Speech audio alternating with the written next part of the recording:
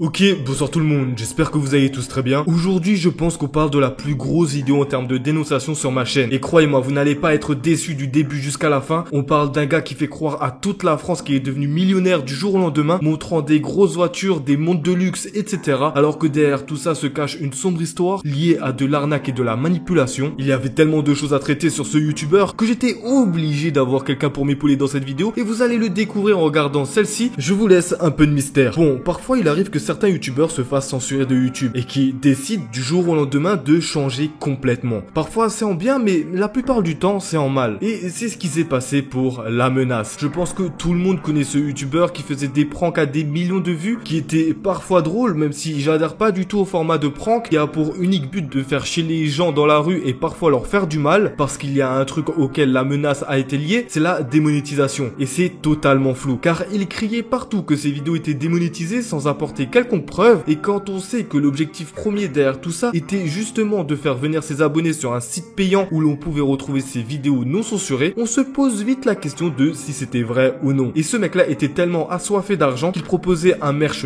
horrible et des vidéos dédicaces à la Thibaut InShape pour 20 €. Déjà là, on commence à avoir un profil qui se dessine, qui est autre qu'un simple mec fun qui fait des pranks. D'ailleurs, un prank qui a valu un lourd traumatisme pour un des piégés, car lors de sa vidéo Jeffrey Dahmer, où il a invité des personnes gays chez lui, il reproduisait exactement ce qui se passait dans la série, ce qui a valu à notre cher youtubeur de la prison avec sursis et une lourde amende. Sauf que, comme dit avant, il a décidé d'arrêter YouTube pour unique motif, ses vidéos démonétisées. Mais est-ce que c'est vrai? Vous allez voir que non, car La Menace avait un autre objectif en tête, s'en mettre plein les poches. Et qu'est-ce qui fonctionne actuellement pour s'en mettre plein les poches? Les formations. Mais avant de parler de formation, il faut avoir un background. Si tu te présentes en tant que simple youtubeur prank, les gens vont pas te prendre au sérieux. C'est pourquoi La Menace est allé sur TikTok, se créant un personnage de A à Z tournant autour d'un mec alpha, dénigrant totalement la femme, se mettant en valeur devant des voitures de luxe qui sont sûrement louées et s'habillant classe, comme un vrai mâle alpha entre guillemets. Et la première question que je me pose en voyant ça, c'est d'où est-ce qu'il sort cet argent? C'est ce que 90% des gens se disent en commentaire. Et en soi, son plan a plutôt fonctionné, mais ça paraît bizarre de sortir autant d'argent pour un mec qui est démonétisé de base et où il investissait la plupart de son temps à faire des vidéos YouTube. Je pose ça là, vous en faites ce que vous voulez, mais moi, ça me paraît louche. Mais bon, son objectif premier a fonctionné, mais c'est beaucoup trop tôt pour lancer sa formation. Alors, pour être encore plus crédible, il mit en vente un livre lié autour du mâle alpha pour près de 20 €, révélant à l'intérieur le secret de son succès et comment devenir millionnaire. Enfin, du pipeau juste pour faire énormément d'argent, mais ce n'est rien comparé à sa fameuse formation. Une formation miracle qui lui a permis de devenir riche en l'espace de très peu de temps. Et cette formation, il en a d'abord fait la promotion sur TikTok, disant aux gens de venir sur un lien Facebook où dessus il enverra un lien vers une réunion privée. Même si j'ai pas réussi à avoir cette fameuse réunion, une personne a réussi à mettre toute la conférence sur YouTube. Et voyons ce qu'il a à nous dire. Je compte également que ce n'est pas YouTube qui paye pour tout ça parce que j'ai été démonétisé dès le début. Ce n'est pas non plus les partenariats, puisque les partenariats, c'est de la grosse. Ils vous payent des cacahuètes. Ah bah super, ça commence directement par un lynchage complet sur YouTube, alors que c'est sûrement grâce à YouTube qu'il a pu se louer de belles voitures, mais bon, on voit que la vraie passion parle. Si vous ne pensez pas que l'argent est la clé de votre liberté et de votre bonheur, si vous n'êtes pas de nature active et que vous êtes plutôt de nature passive et que vous n'avez pas un mindset d'homme de haute valeur, vous ne tirerez probablement pas le meilleur de cet événement. Ah là là, qu'est-ce que ça m'énerve d'entendre ça. En ce moment, il y a des gens sur les réseaux sociaux qui te disent quoi faire, comment t'habiller, comment manger, comment chier, juste pour avoir un état d'esprit totalement bidon qui tourne autour de l'argent. Alors que c'est à chier. Vous les avez sûrement vus, les Alex Kitchen, les Yomi Denzel, Oussama Hamar et plein d'autres qui mériteraient limite une vidéo sur eux tellement leur contenu est toxique. Tellement ils veulent vous créer un mindset totalement bidon qui a pour but d'être seulement dépressif à la fin, qui a aussi pour but de vous faire acheter leur formation. Et c'est cette technique que La Menace a utilisée. Il y a une autre technique qu'il a aussi utilisée, car dans cette conférence, il y a un truc assez drôle que la plupart des influenceurs motivation, argent, etc.,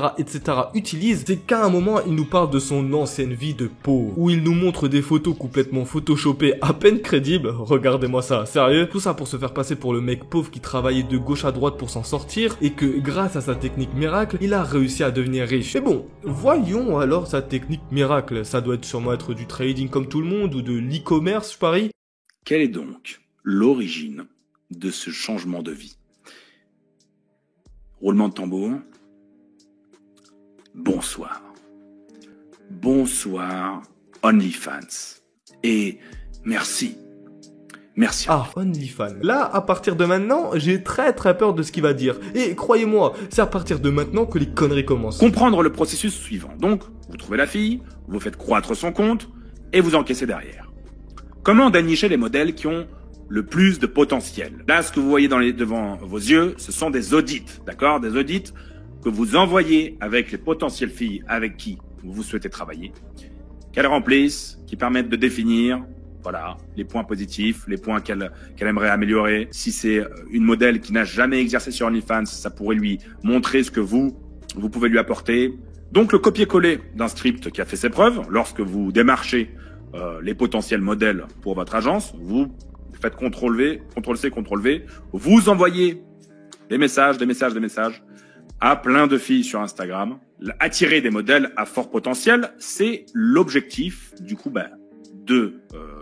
des audits que vous allez leur envoyer, plus des messages que vous allez copier-coller. Du proxénétisme, que c'est original. Donc dans cette formation, la menace nous dit que pour devenir riche, il suffit de créer des comptes pour des filles à haut potentiel, leur dire de s'inscrire sur OnlyFans, puis se partager les bénéfices d'une fille qui expose son corps. C'est très clairement du proxénétisme 2.0 à la Andrew Tate, qui consiste à être un Mac et gérer différentes filles, et malgré que les lois soient floues à ce sujet, même si c'est légal, comme tu le dis, ça n'en reste pas moins immoral. La croyance numéro 2, ce n'est pas éthique de faire ça. Pareil, une croyance complètement éclatée au sol, une croyance limitante qui s'est avérée complètement fausse. Pourquoi? Je vais vous expliquer pourquoi. Alors, le marché du sexe existe depuis la nuit des temps. D'accord? Un modèle n'est jamais forcé à faire ce qu'il n'a pas envie de faire. Jamais. Nous n'avons forcé quelqu'un à faire ce qu'elle ne voulait pas faire. Sauf que la menace, c'est bien beau de dire ça, mais quand derrière tu fais miroiter une vie de rêve à ces filles en leur mettant des paillettes dans les yeux et en les déconnectant totalement de la vie réelle, ça s'appelle de la manipulation. Je t'envoie ce message pour savoir si t'avais déjà pensé à monétiser ton audience via Mime ou OnlyFans. Parce qu'en fait, c'est mon métier d'aider des filles comme toi à générer entre 5 et 45 000 euros par mois grâce à ces plateformes. Et je trouve que t'as vraiment un énorme potentiel.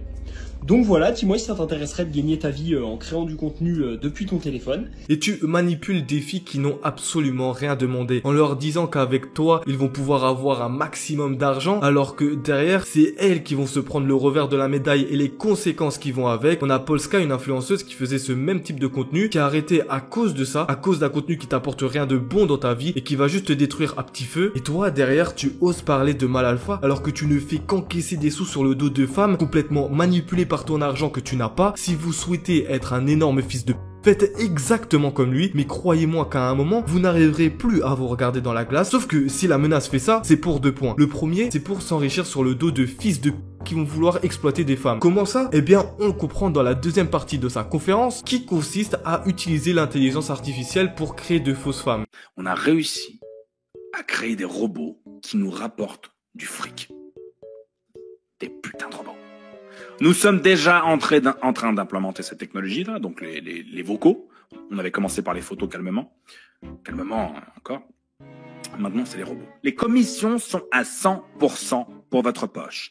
La possibilité de dupliquer les comptes et de dupliquer les contenus que vous allez vendre par la suite à ces putains de clients, à ces bouffons qui vont payer pour des photos faites par des robots, elles sont possibles à l'infini. Et la rentabilité est instantanée. Sauf que je suis désolé, entre ça et ça, il y a une énorme différence. Sauf si tu fais un truc qui s'appelle le deepfake, qui consiste à remplacer la tête d'une personne nue et d'y mettre une autre pour faire croire des choses ignobles. C'est ce que subissent beaucoup de créatrices de contenu et c'est totalement horrible de faire ça. Et j'espère sincèrement que c'est pas ce procédé qu'ils utilisent. J'avoue que j'ai pas envie de vérifier et de mettre 500 balles dans sa formation. Vous allez voir plus tard, c'est assez drôle. Mais bon, même s'ils ne feraient pas de deepfake, la raison de cette formation n'est pas pour but d'enrichir des personnes via un contenu OnlyFans, mais de s'enrichir tout seul sur le dos d'abonnés qu'il a complètement manipulé lors de sa conférence. Et on constate bien que les 2 heures de conférence, oui 2 heures que j'ai dû me taper, sont totalement bidons. On le constate dès qu'il commence à mentionner l'IA et surtout dès qu'il commence à parler des prix de sa formation. Sa formation qui s'appelle Alpha Gold et qu'il vend pour 497 € au lieu de 6000. Oui, 6000. Et cette promotion exclusive est juste pour les personnes qui sont présentes lors de son live. Alors qu'actuellement ça n'a pas encore bougé. Tu te prendrais pas des gens pour des cons? Et oui, encore une méthode de manipulation pour forcer les gens à acheter une formation qui a été évaluée par personne, si ce n'est lui. D'ailleurs, truc assez marrant, c'est qu'on se rend compte que ce fameux pack à 6000 € vendu 400 contient différents packs qui a été évalué par lui-même encore une fois, et que si on fait le calcul global de ces packs, on se retrouve non pas à 6520 €, mais à 7070 €. On voit le sérieux proposé par la menace et surtout la passion qui empêche certains de simplement calculer. Ou alors, c'est autre chose. Car oui, tout à l'heure, je vous ai dit que si la menace faisait ça,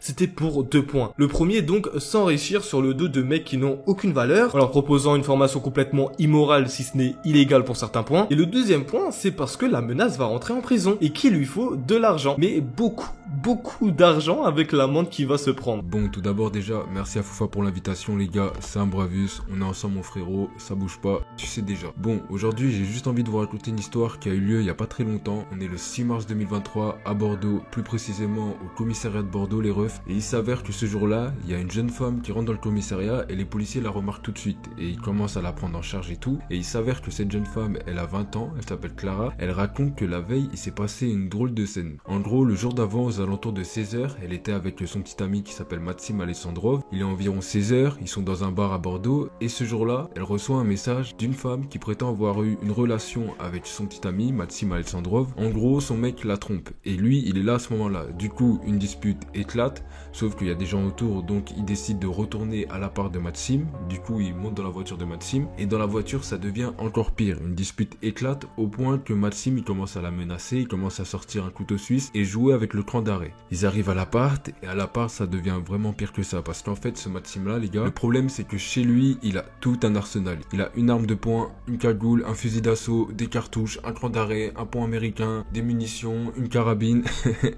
Le frérot, il est équipé comme la Russie, les gars, et c'est mauvais signe pour elle. Il commence à la menacer, il commence à l'étrangler. Du coup, comme elle se fait étrangler et qu'elle sent que là, il devient trop menaçant, en plus, il commence à jouer avec son cran d'arrêt, avec ses armes et tout, elle a envie de partir. Sauf que lui, il commence à lui dire, non, pars pas. Il commence à sortir une Kalachnikov, les gars, parce que le frérot, il est licencié en tir sportif. Il commence à sortir une Kalash, il la pointe vers lui et il commence à lui dire des trucs de fou. Mais quand je vous dis de fou, c'est une dinguerie. Il commence à lui dire, je peux te tuer, ensuite me tuer. Je vais te soigner avec une balle, je vais te brûler et faire passer ça pour un accident. La meuf, à ce moment-là, elle est pas bien du tout. Elle est avec un mec qui est instable. Des fois, il va lui dire des mots doux. Ensuite, il va péter un crâne. Il va commencer à sortir ses armes et tout. Il commence à lui dire des menaces réelles. Je pense que vous vous rendez pas compte la dinguerie des menaces. Je vais te soigner avec une balle. Ah, mais je suis un ouf, je vous ai pas dit le gars, c'est la menace. Hein. J'ai dit Maxime Alessandrov, mais le gars, c'est la menace, les gars. S'il y en a, ils ont pas compris. Et du coup, suite à ça, bah, elle a passé la nuit chez lui. Elle osait pas partir parce que elle s'est dit soit il va se mettre une balle dans la tête, soit en fait elle était pas bien. Du coup elle a attendu le lendemain, elle s'est rendue au commissariat, elle a porté plainte. Tout ce que je vous ai dit là les gars, c'est réel. Bien sûr, à prendre avec des pincettes. Le seul truc qu'on peut prouver c'est les propos, les je vais te brûler, tout ça, parce qu'elle l'a enregistré à ce moment là. Les armes, c'est réel, il a tout ça chez lui, il y a une perquisition, ils ont retrouvé tout ce que je vous ai cité. En gros, vu qu'on n'était pas présent, qu'on entend une histoire comme ça, faut toujours prendre avec des pincettes. Mais évidemment aussi les étranglements, ça a été prouvé avec des photos qu'elle a prises. Elle a eu des traces sur le cou, elle en a eu aussi sur la poitrine. Enfin bref, je voulais juste raconter cette histoire les gars parce que je pensais que la menace il jouait juste des personnages la tête d'homme, que là j'ai l'impression que je viens de vous raconter un prank. Mais ça a vraiment eu lieu et la femme elle était vraiment en détresse. Et ça faisait des mois c'était comme ça. Il y a même eu au tribunal des messages qui ont été montrés entre la mère de Clara et la menace. Et dans ces messages, on voit que la mère elle est inquiète pour sa fille. Elle lui a même dit ouais tu touches à un des cheveux de ma fille, c'est la révolution.